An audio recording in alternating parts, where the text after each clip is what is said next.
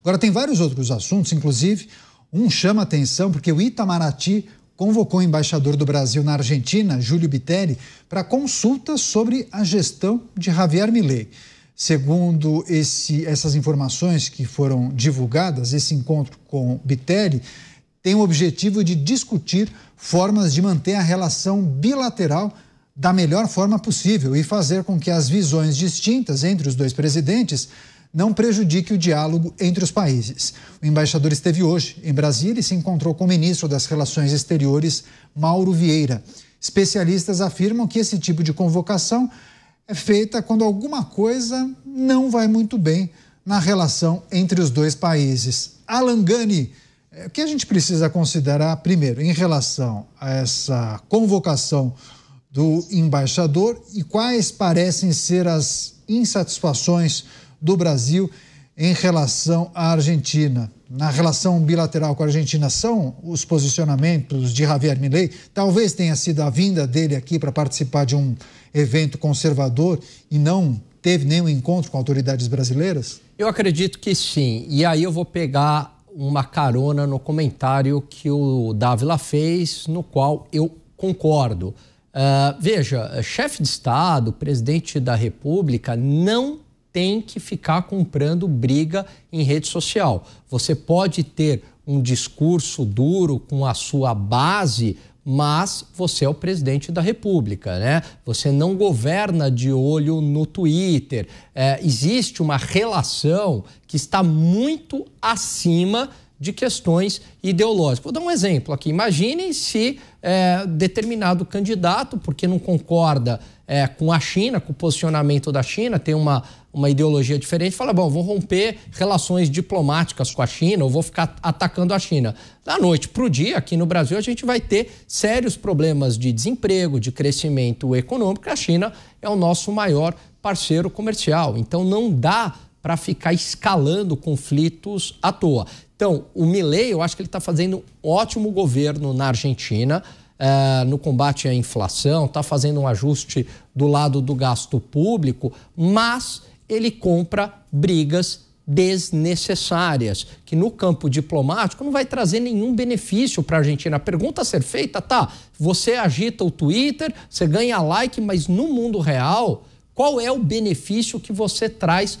para a Argentina, né? Atacando um presidente, provocando de outros países? Nenhum, você não vai ter benefício com isso. Então, opte pela neutralidade e busque os melhores interesses econômicos e comerciais para o seu país. E aí, provavelmente, o Itamaraty identificou, né, essa rusga na relação do Milei com o governo brasileiro. Acho que isso ficou bastante claro aí no evento que ele participou, né? Não houve nenhum aceno ao presidente do Brasil, mas ele também tem que entender que a relação Argentina-Brasil vai muito além da relação com o Lula. A Argentina é o nosso terceiro maior parceiro comercial.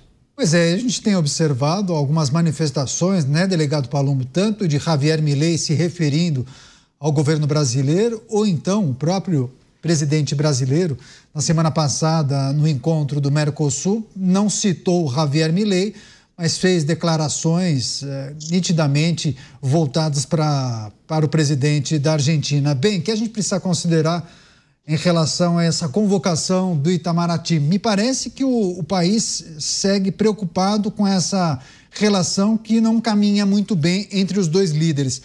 Qual talvez seja o ponto crucial? A possibilidade daquela relação comercial ser prejudicada a partir de uma divergência ideológica, delegado?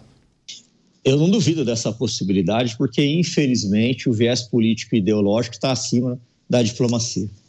O Dávila, ele explicou com muita propriedade sobre a diplomacia, que deve estar acima do viés político ideológico. A Argentina é um parceiro comercial do Brasil. Tanto o Milei, quando veio para o Brasil, deveria, até por uma educação, comunicar ao presidente: não gosto do presidente da República, mas eu estou indo no país dele, e vice-versa. Mas não, eles ficam com essa rusga e quem vai perder é o povo, tanto o brasileiro quanto o da Argentina, se tiver uma ruptura. Então eu não duvido dessa possibilidade, sim, porque infelizmente o viés político ideológico está muito acima da diplomacia, que não é respeitada, não é seguida ao pé da letra. Pois é, agora, Dávila, esse é um aspecto interessante, porque naturalmente países têm interesses, e os interesses comerciais me parecem fundamentais na dinâmica do mundo hoje em dia. Agora, quando um presidente acaba se utilizando demais das questões ideológicas, emite muitas opiniões pelas redes sociais, como bem destacou o Alan Gani, isso pode culminar em atritos, né? Em rusgas, em uma relação não muito positiva com o seu vizinho, como me parece que é justamente o que está acontecendo entre a Argentina e o Brasil. O que está ao alcance das diplomacias dos dois países? É preciso tentar colocar panos quentes, superar essa situação e avançar nessa relação. Dificilmente eles vão tirar fotos juntos, né? Apertando as mãos, aquela foto tradicional de encontros entre os líderes. Mas o que é possível ser feito? É possível encontrar outros interlocutores no governo que possam fazer essa diplomacia de Estado. Além do chanceler, provavelmente uma pessoa no Brasil que pode fazer muito bem isso é o vice-presidente Geraldo Alckmin. É uma pessoa cordata, diplomática, certamente pode ajudar muito a ter conversas construtivas para defender os interesses do Brasil, mais do que o Lula. Porque ele tem esse dom, é um dom de uma pessoa, tá certo? Então, assim, veja só aqui dois retratos muito ruins para as diplomacias dos países quando elas são tomadas por que eu chamo desse populismo diplomático e por questões ideológicas. Primeiro foi a relação do Brasil com Israel, essa história de convocar o nosso embaixador, fazer um desaforo, não fazer com que esse embaixador voltasse para Israel. Isso é quase um rompimento de relações diplomáticas com um país que nós temos uma longa história. O Estado de Israel praticamente existe porque teve a bênção de um chanceler brasileiro, que era o Oswaldo Aranha, no fim da Segunda Guerra Mundial. O Brasil tem uma ligação muito forte com Israel desde a criação do Estado de Israel.